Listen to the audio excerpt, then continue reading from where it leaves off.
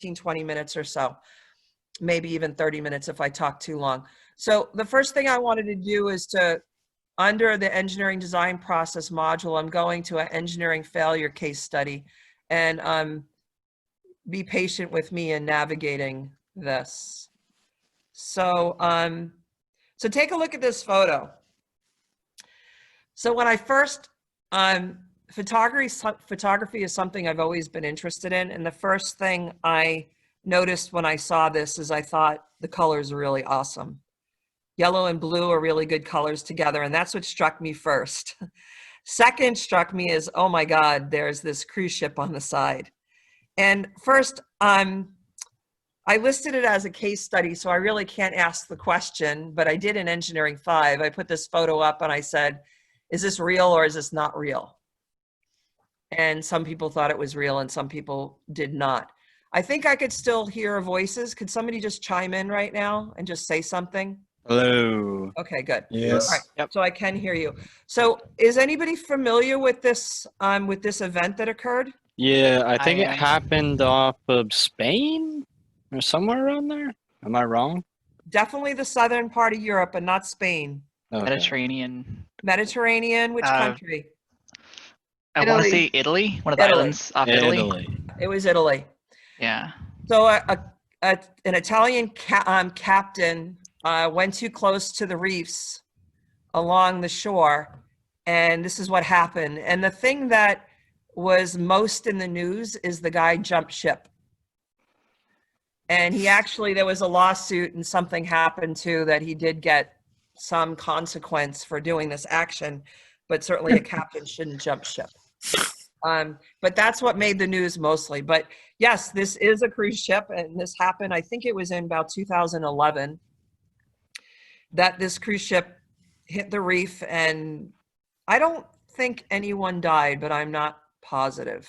Does anybody remember any of the news story? No, I think some people died. They did, okay. Yeah. Okay.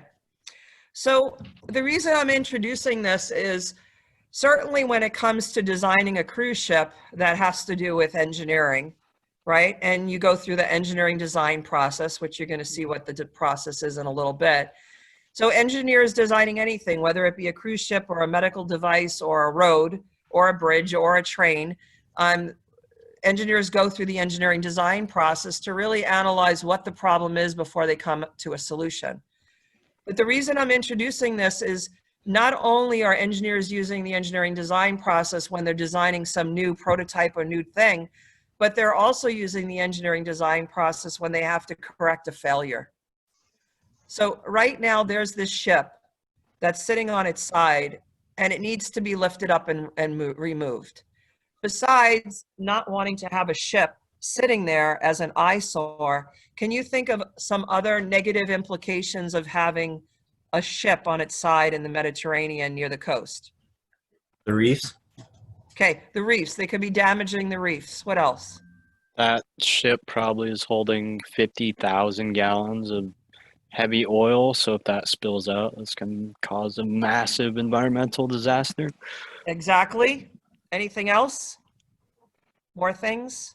It's got sewage in there too, I'm sure. Got sewage? What It else? might be in the way of other ships, smaller ships. Right, in the way of other ships. What else? In that? Oh, sorry. No, you're good. The actual ship could destroy like the reef. Hey, RJ. Say that again? The actual like parts of the ship could destroy like the places where the fish actually live, like the reefs and stuff. That's right. Besides damaging the reefs and then they can't, you know, coral or whatever can't grow, it's also invasive in the what is it called? The habitat of the marine life. I thought that marine life liked sunken ships and that sometimes they sink ships to create habitats for wildlife. They do. True, but I think that's in the open ocean. I don't think it would, I don't know. No. Open ocean and ships that are completely stripped of everything. Hmm. How about something just like some kids or teenagers could go climb on the reef and then start jumping all over the cruise ship and going in, and that might create a problem as well because maybe they'll do something, I don't know, get hurt. Yeah. Other things? In that picture, Joanne, to the Yeah. right of that ship, it looks, are those falling lifeboats? Huh. It There's like a red, I don't know what Yeah. it is. They're designed to like come upright if they're upside down, I think. So it wouldn't Yeah, matter, but I'm not quite sure what those right. I will show you a video shortly, so we might be able to get a better look at that side and see if those are lifeboats or not. I'm not quite sure what they are. cool.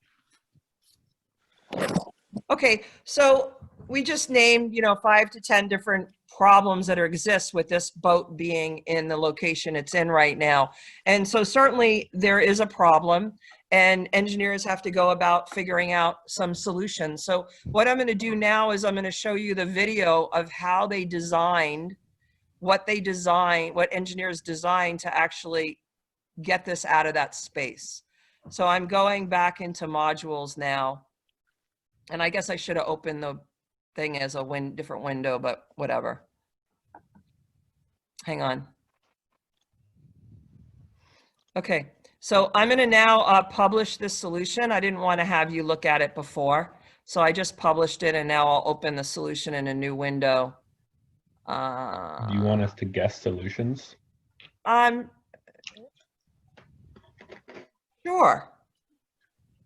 I'm gonna Good guess big idea. airbags.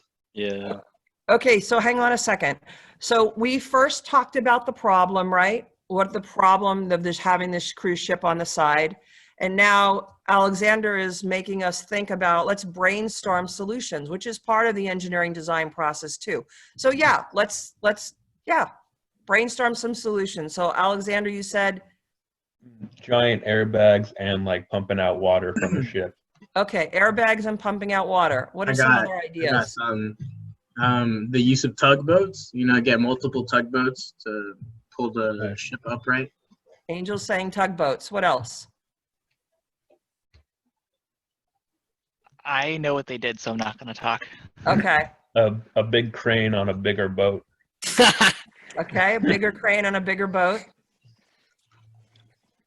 Even bigger crane on an even bigger boat to help the smaller crane. So 2 cranes, one bigger and one A whole smaller. chain of cranes. So can they use like helicopters to kind of like pull it back up? Okay, helicopters. This is great. Alexander, thanks for having me do this, conducting this brainstorming, because after all, as engineers, we love solving problems. So you probably were like really chomping at the bit to share some of your ideas. Mhm. What else?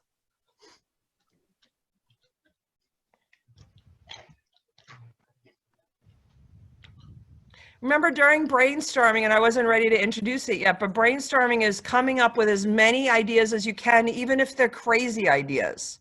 Seriously, so many times in engineering design, the design solution includes so many different solutions and also includes crazy ideas. So if we were truly doing brainstorming, all 35 of you would be screaming out different ideas, and I'd be writing them all down. I got another idea. Okay. Cutting up the boat into pieces and transporting it away like that. Okay. There you go. I was going to say a big wedge or like a big lever. Okay, a big lever. What Come on, about- everybody give me an idea. What about a giant, Crazy. About what? Give what me about, a, like, a giant magnet or something? what was that? A giant magnet, so kind of like Giant magnet. That's Yeah. giant magnet on the moon to lift the ship into outer space. How about hire 3 whales? Perfect. Huh? All Aquaman. Aquaman. And you never, during brainstorming, you're never embarrassed with your idea. Because during brainstorming, everyone's throwing out crazy ideas and there's no evaluation done at all of the ideas. Many times there are chuckles, like we're having, but never is there any evaluation of an idea. You don't say, oh, that's a good one. Oh, that's a bad one. You just list all the ideas. Other ideas? I'm thinking of adding like multiple balloons, both balloons. like to like the bottom and the top to kind of create like an up situation in which like the boat just kind of like starts like kind of lifting up out of the water. Okay. Yeah. Rylan, you were going to say something? Yeah, I was gonna say you could tow the boat back past the reef to where it's in deeper water, and then maybe it would be easier to flip it up, right side Okay. up, you know? Okay. You could also find the damage point on the boat and seal that part off, and then put air in there. And, Yeah, you pump out the water at that point. yeah, Okay, good. I like the air balloon solution. That's my favorite one. You ever seen like the James and the airbag? giant peach solution. I want to make sure it gets What did you acknowledged. say? In the chat, someone said dynamite. Oh, thank you. Okay. Yeah, somebody, you guys have to do the chat because I can't see it. Okay, somebody said dynamite, blow it up. Are there any other suggestions in the There's chat? also squid in the chat. Say it again. Squid. I'm sorry, say that again. It just says squid. Squid. I think to help the whales. That's right, right. Get a whole school. Is it a school of squid or is it a herd of squid? I think they're solitary animals. Oh, no, actually I've seen them going together. Oh, Squid. really? I was guessing. I didn't know. Depends Yeah. on the group depends on of the type of squid. squid. Like Oh, with a lot good. of animals. Aren't they called a Okay, Other squad? fine. feeling. Leo, what did you say? I think a group of squid is called a squad. A squad. Yeah, Okay. it's a squad or a shoal of squid. Okay, thank you.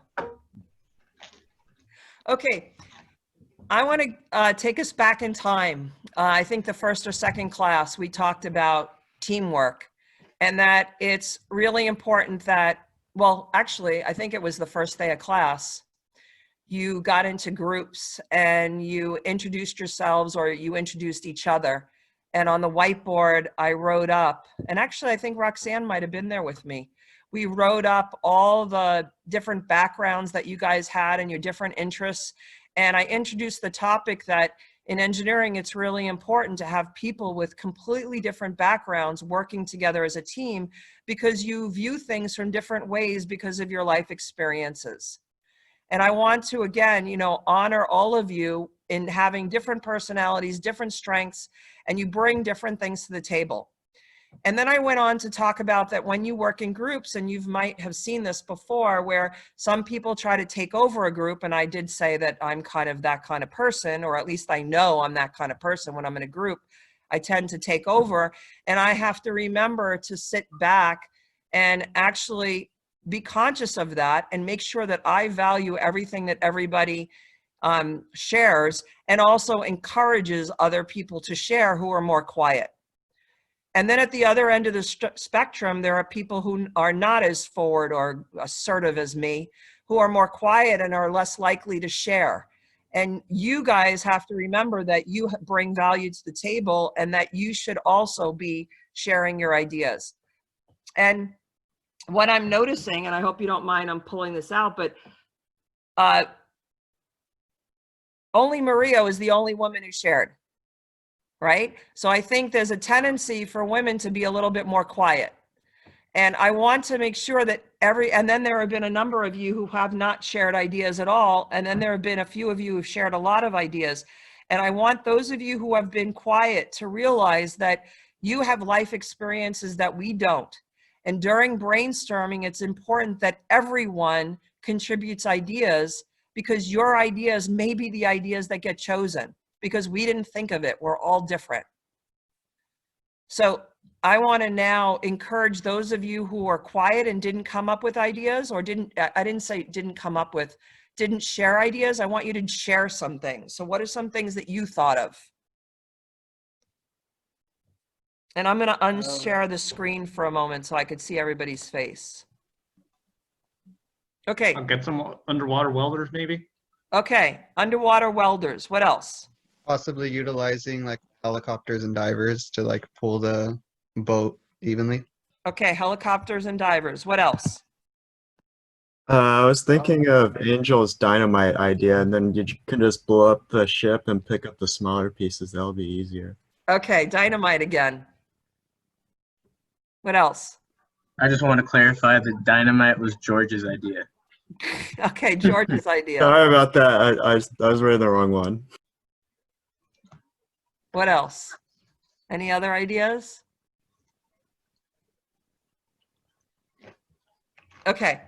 All right, so now let's take a look at what they did, and you'll notice that definitely there was a combination of many of your ideas, with the exception of whales, squids, and dynamite. Okay, so oh wait, hang on a sec. Can you see my screen or no? Yep. No. No. Okay. No. Okay. Let me go back.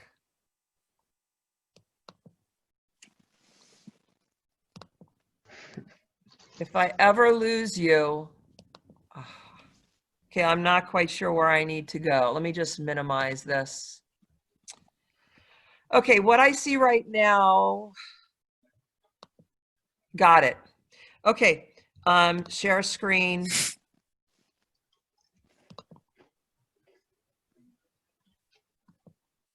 Okay, so I'm going to go to the solution now.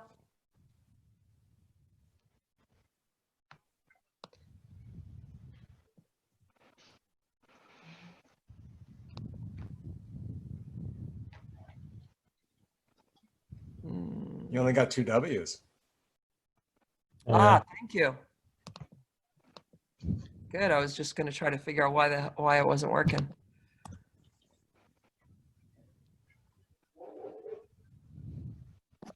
Your face is your moneymaker, so why would you pair it with cheap plastic? Wow. Gotta pay for YouTube. Okay. The Concordia lies on its side in a protected environmental marine just off the island of Giglio in the Tyrrhenian Sea on the coast of Tuscany. A complete analysis of sea life and water quality, including mapping seagrasses and coral, will take place prior to the start of the recovery. The 44,600 tons of the Concordia make this the largest and most complex recovery ever attempted. Damn.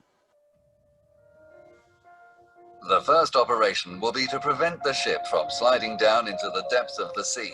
This will happen by attaching it to heavy cables connected to poles that serve as holdback. The second operation will be to install steel plate slings to support the hull, and to which we will bind more holdback cables and, later on, flotation tanks. The third operation will consist of placing large sand and cement bags beneath the hull to hold the steel plates and further support the hull. Restraining poles will be drilled into the seabed using a closed circuit technique, which guarantees no debris will contaminate the water.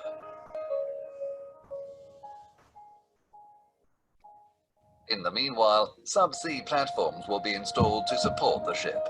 These platform sections have a dimension of 40 by 40 meters and will be anchored to the seabed through the restraining poles. Crane. Tanks will be welded to the hull on the port side of the ship. With flotation tanks and pullers in place, the ship will be ready to move back to its natural position. This will be done via a pulling machine, which slowly rolls the ship upright. The holdbacks will assure the ship does not slide down the seabed. To finalize the operations and to make the ship float again, the tanks will be emptied of the water they contain, and this will be replaced with air, so lifting the ship from the seabed. Once the ship has departed, we will remove the entire structure used during the recovery operations. Poles will be cut at the seabed level, platforms will be removed, and the seagrasses replanted. Great attention will be paid to the marine environment, including water and air quality, taking all precautions to avoid any type of contamination. We intend to do everything possible to restore the original environmental conditions of the island of Giglio.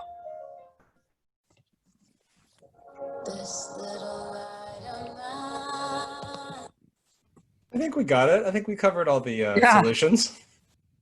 Yeah, it's pretty interesting that a lot of them, yeah, so let me see where I have to go now. Do we get to see it happen? I'm sorry? Are we going to get to see it actually happen? No, I just I'm just enticing you with this, with that, but you could, I'm sure you could go online and find that out. You can do your own personal research. Right. Nice. All right, so let me close this. And this is my email. And that's the solution, which I don't need anymore.